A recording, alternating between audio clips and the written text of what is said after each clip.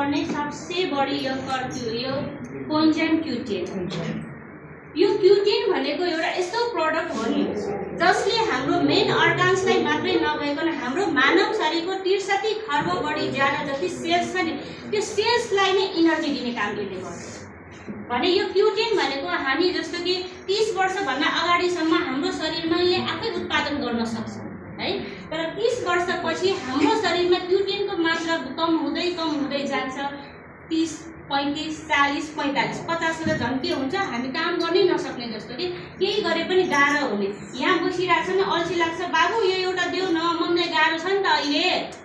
हाम्रो आउँछ नि किनभने हाम्रो शरीरमा इनर्जी भएन के त्यो कहाँबाट हाम्रो खानाबाट हामीले प्राप्त गर्न सक्दैनौँ खानैबाटै ल्याउँछौँ भने पनि जुन खाए पनि 2-3% मात्रै हामीले कभर गर्न सक्छौँ भने यो क्युटेनलाई आफ्नो डाइटमा राखेर हामीले हाम्रो जुन इनर्जी छ त्यसलाई बढाउन सक्छौँ सम्पूर्ण सेल्सलाई नै यसले इनर्जी दिने काम गर्छ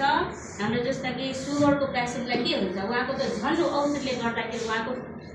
के हुन्छ झन् आलस्यपन उहाँलाई कमजोर फिल हुन्छ हो त्यसको लागि हामीले उहाँको डाइटमा यो क्युटेनलाई राखिन सक्छौँ कसैको मुटुमा धड्कन